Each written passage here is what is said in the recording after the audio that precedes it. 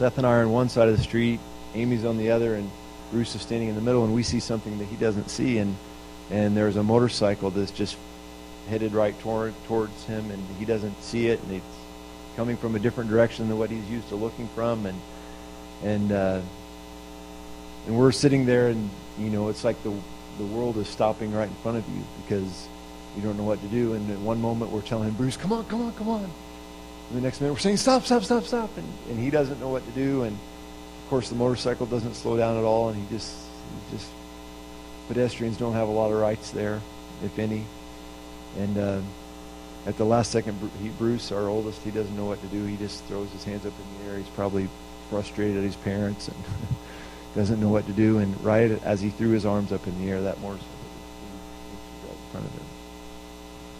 And you have those thoughts that cross your mind, and like, what was I thinking? Why did I risk the health and safety of my family and travel all the way around the world for this? To be here 3 weeks and lose my son on a road in India? What was I thinking? Why couldn't I have been content to just settle for what I had in life? Why did I think I could accomplish anything for God? And sometimes that happens to us too, doesn't it?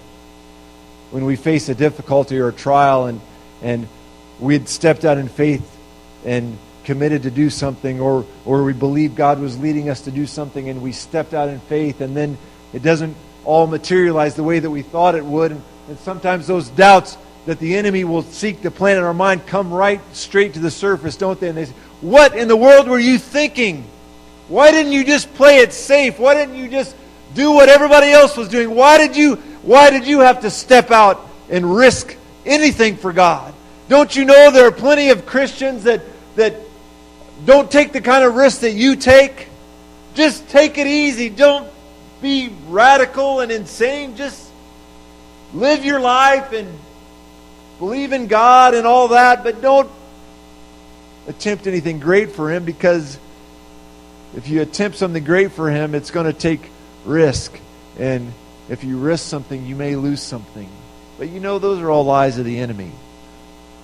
Because the truth of the matter is, it doesn't matter whether I stayed in America or I went to India.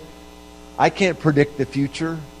And my son could have been injured here in America just as well. And I'm thankful that he wasn't. I'm thankful that God spared him and I didn't have to go through that.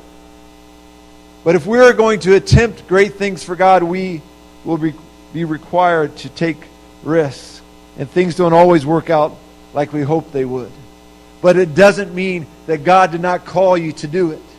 Does it mean that the one that was tortured or died by the edge of the sword, did that mean that he was not in the will of God? As the man who shut the mouths of lions? Was one in the will of God and one wasn't? I don't think so. I think they were all doing the will of God. But sometimes the will of God will take us to places that in the natural we don't want to go.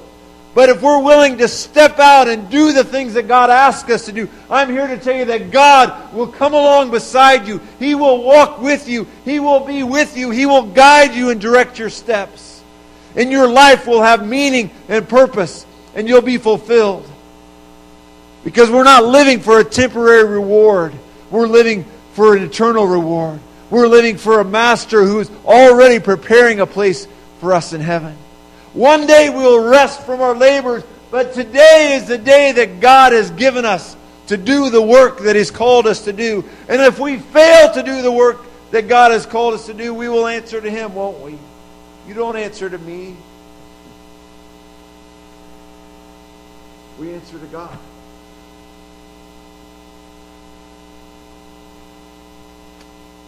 And I believe we all want our lives to count. We just get frustrated sometimes, don't we? And we get confused and sometimes we think, is it all worth it? I'm here to remind you tonight that it is worth it. Your investment in the kingdom is worth it. The sacrifices you make at your church are worth it.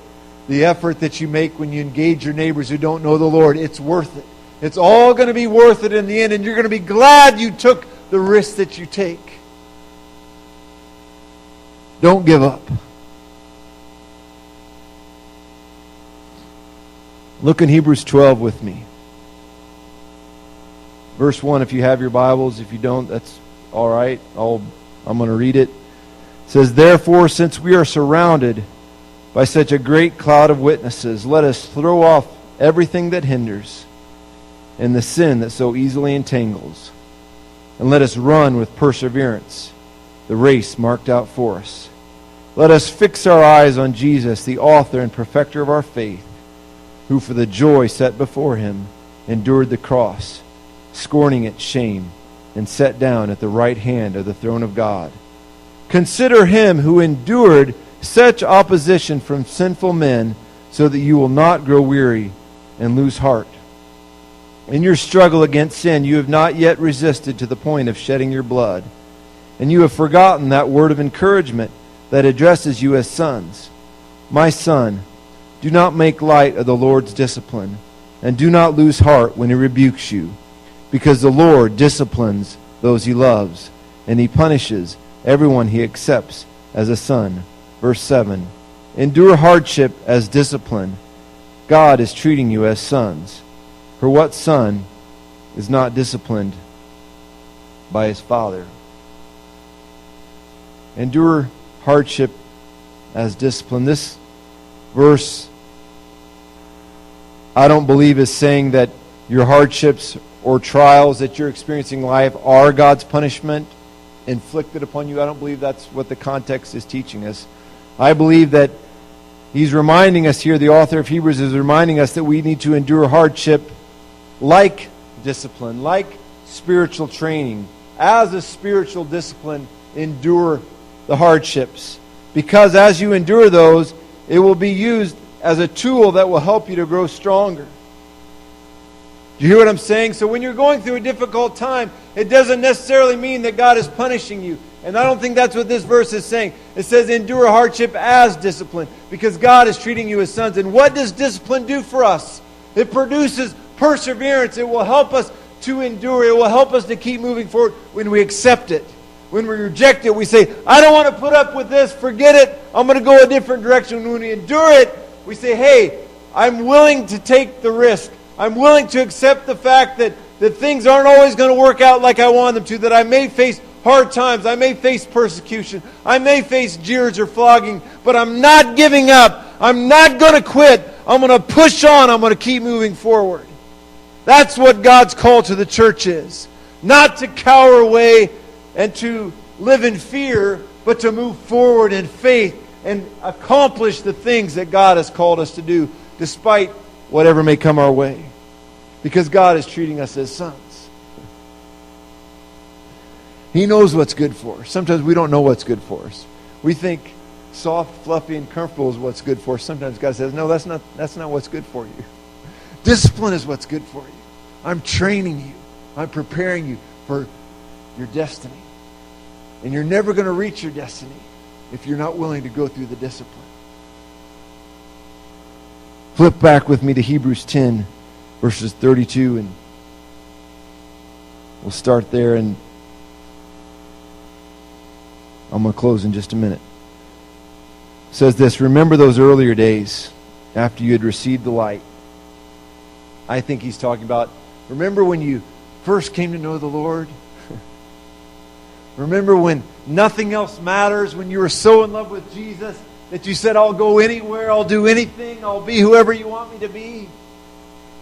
Remember those days when you stood your ground in a great contest in the face of suffering?